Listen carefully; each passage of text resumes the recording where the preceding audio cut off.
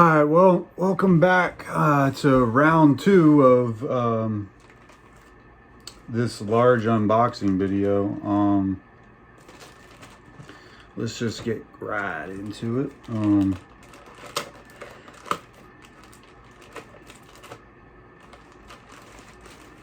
Got some more books here to show off.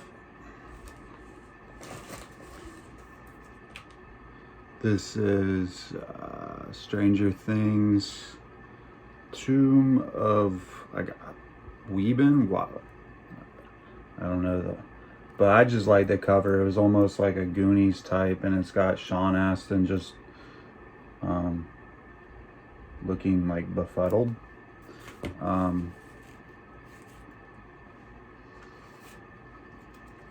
This is Star Wars Legacy 27. This is just a ridiculously sweet cover. I mean, it has, I guess that's one of the Darths of just great cover art. Oh, another Stranger Things, #1. For some reason, I think this should be like a $10 book. I don't know. Maybe I'm crazy. This is a Stan Sakai King Conan #1, the variant. I picked it up because Stan Sakai doesn't really do much covers outside his Usagi, so I was like, why not? But this is Star Wars: The Last Command. This is just a great Mara Jade cover. Underrated Mara Jade cover.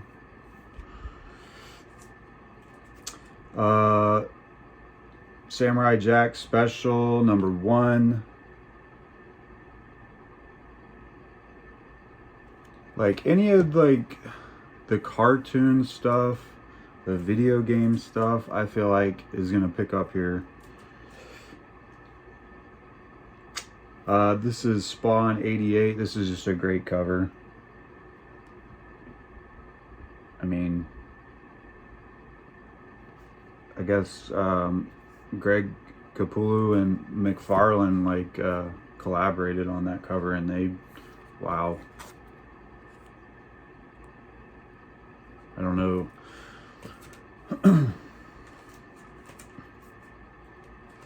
This is Devil May Cry #1. This is like the sketch variant, but whoa. That's a cool cover.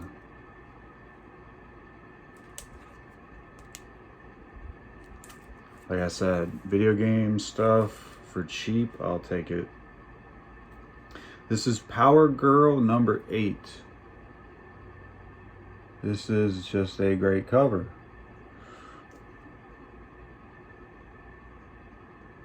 It's got some, it's a fine, it's not near mint. This is Back to the Future #2. This is like a variant. A lot of the Back to the Future covers are just, I mean, you got the DeLorean and everything. It's just, this is Dishonored #1, the B variant.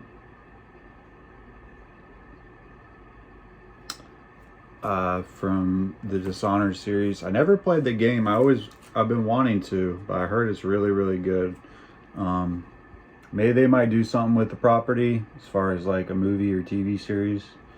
Like if I was Netflix, I'd be buying up all the gaming stuff, because Back to the Future.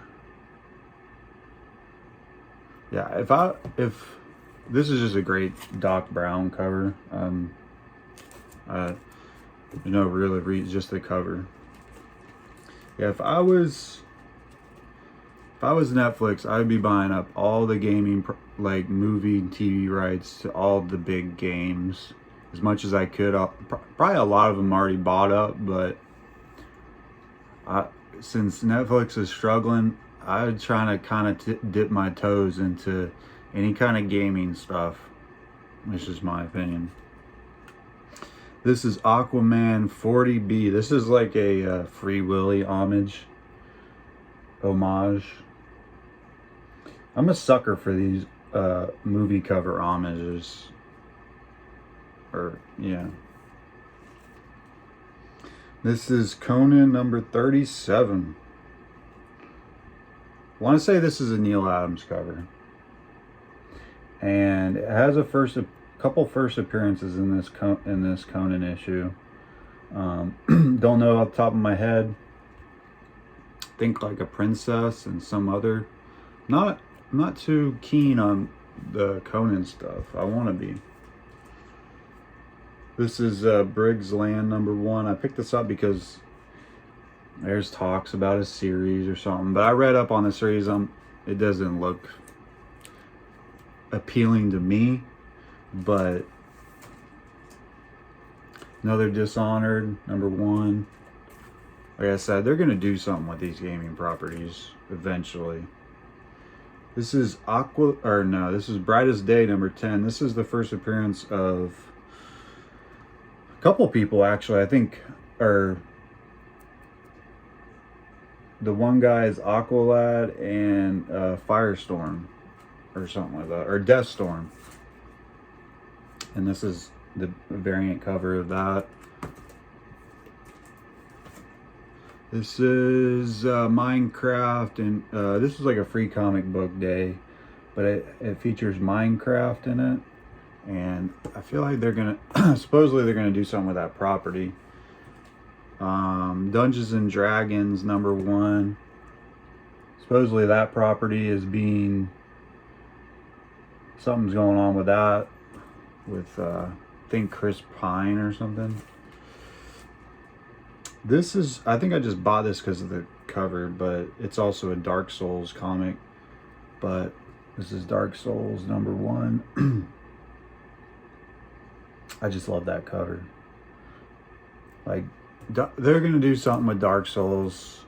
They're going to make a movie or TV or something out of it eventually. This is another Briggs Land number 1. They're just, if they're going to give it away for like $2, I'm going to buy it. This is a different print. This is like the second print of The Killing Joke. And that is just a classic cover. And I don't know the values of the other prints, but I feel like, why not? It was like $20, or no, it was like $18, so I bought it. This is another movie cover, Sinestro. Just a great movie cover.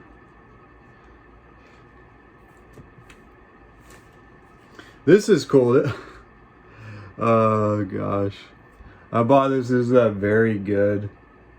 But it's a Myst number 1. I wanted to, because I played this there's this PC game back in the day. I just bought it as like a reader copy.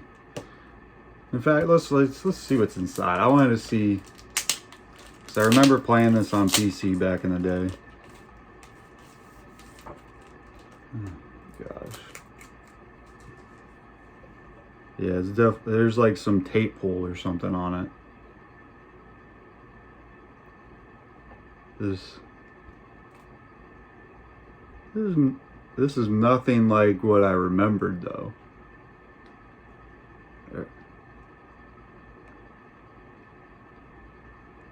Anyways, does that remind you of the PC game? Not quite. I don't know what's going on in this book.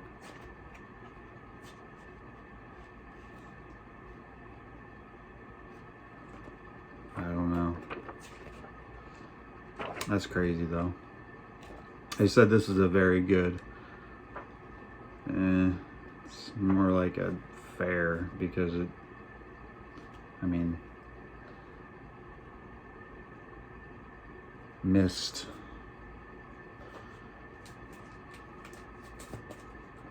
I don't think I paid like $1 or something for it. It wasn't. But yeah. Brought me back to the 90s when that game was out. Remember playing Myst on the PC. Sinestro 20 right here. This is actually a Neil Adams cover, which is actually an homage, or it seems to be an homage to the Superman with him with the same pose and everything. This is Sinestro number 1. This is Storm number 1. I feel like the title series of these X-Men, the first title series, are just good buys, I guess. But a lot of this stuff I'm thinking about just kind of just reselling,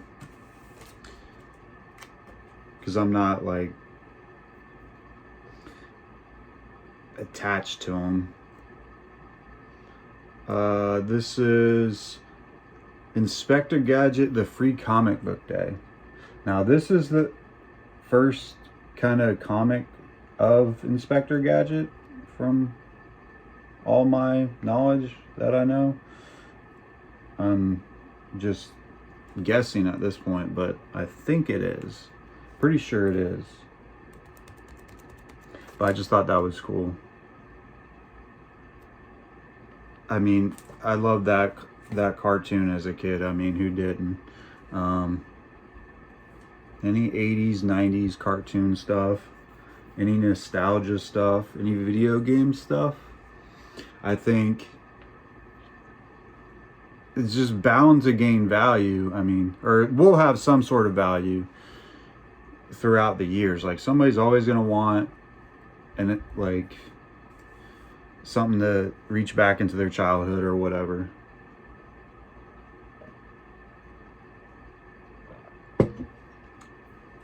That's so much stuff. Like I said, I think I'm gonna maybe put some of this back up on the market,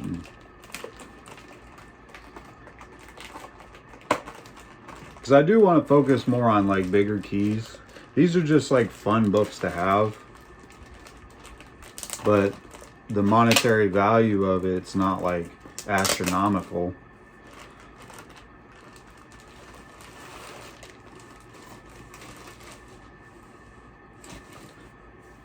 Okay, this is another Back to the Future. Little Back to the Future action. This says, "What are you looking at, butthead?" I mean, kind of funny. Oh, this is I wanted to read this. This is the Gun Honey trade paperback. I read the first one. I don't think I read the second, third, or fourth, so I'm gonna definitely read that. Put that there. Read that later. This one, I feel like nobody talks about. This is Carmen Sandiego number 1. Oh, with the DC label, Universe label. That's actually a surprise. Thank you, My Comic Shop. But this was like, I picked this up for like $2 or $3, but nobody talks about Carmen Sandiego as like, you know, first TV but second in comics. I want to say this is the first appearance of her. Don't quote me on that, but you gave me, I don't know how rare it is with the DC logo, but that's kind of cool. This is some more Wolverine stuff. I think this Arthur Sudin. I don't know. I need to look up how to pronounce his last name. So I think I'm going to try to get a bunch of this stuff signed by him, because he's going to be in Orlando at the MegaCon. And this is another great Wolverine cover of his. I want to say I have another Did I buy this twice? I don't know. And just another great cover of his. Like I said, I feel like his stuff is so undervalued, in my opinion. Here's some more. This is an homage to the Silver Surfer. Number 4. Wow, that's just bonkers. Gotta love that stuff. And this is Deadpool Merc with a Mouth. This is a great homage to like the Dawn of the Dead or whatever it was. A lot of the Merc with the Mouth covers are just amazing. Here's another one. This is the Scarface homage. I love that cover. They're all direct versions. This is Star Wars Phantom Menace number 1.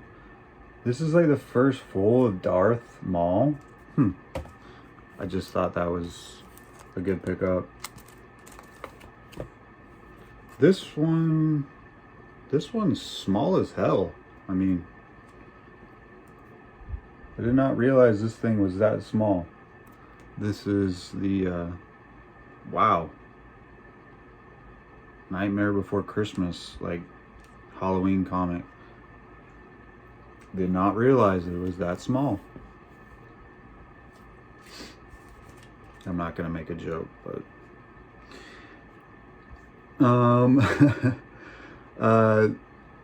this is X-Men number 15 Adventures. This is like the last part of the series. I just thought this is just a great cover of just all the X-Men basically. And it's the cartoon kind of version. This is a pretty substantial key. This is the New Mutants Annual number 2. It's a first appearance of Psylocke in the US. And who doesn't love Psylocke? They graded this at a fine plus. There's a little, I don't really see, I see like one very faint or 2 very faint spine ticks, but that's it. I think, and a lot of that might be able to get pressed out, but just a sharp copy in general. This is another pretty big key, I mean, as of late. This is Amazing Spider-Man 265, first Silver Sable. And the same thing with this is that they graded this a fine plus, but I'm seeing about 1 or 2 very faint spine ticks and some other non-color breaking stuff, but corners look decent.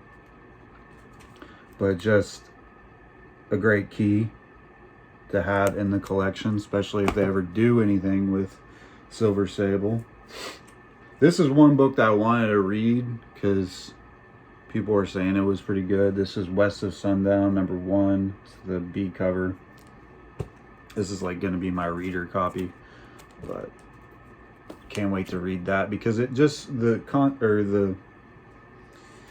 what I've been hearing, the concept of it just seems kind of fresh. I mean, zombies and like the Western setting, but this is the D cover. I think this is an incentive. I love this cover though. It's a great cover.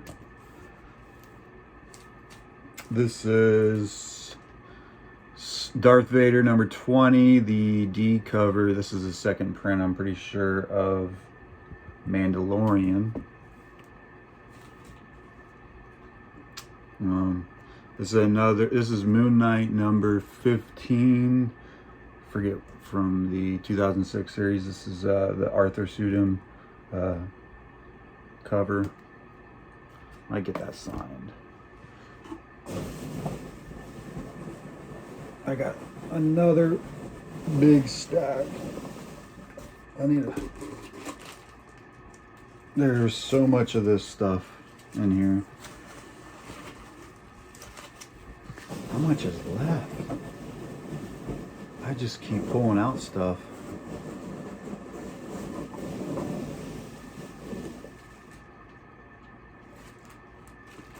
Yeah.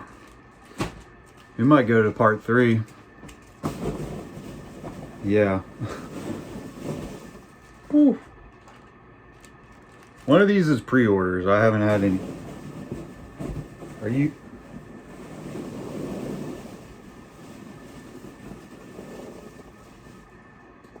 Don't want to give off. We'll show these last 2 books. These are pretty big. Or pretty interesting, really. This is a Golden Age book. I want to say what they said. I forget what they said. That this is a, I don't know if it was incomplete or trimmed or something to that effect. That's why it was so cheap. But there is some issues with it. This is Black Terror number 9.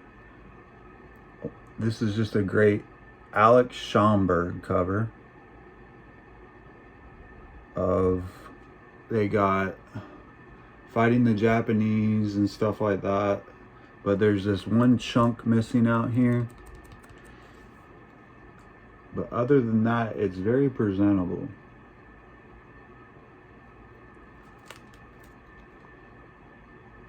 But yeah, that's Black Terror. I always wanted to get like some of the Alex Schomburg stuff, but it's just, you're gonna fork over a lot of money. And this was like, I want to say $100 and something, $150 or something. So I was like, why not? Even if it's got that thing, it's still well presented. But yeah, I mean, just, I'm trying to get it without the glare. But great Alex Schomburg.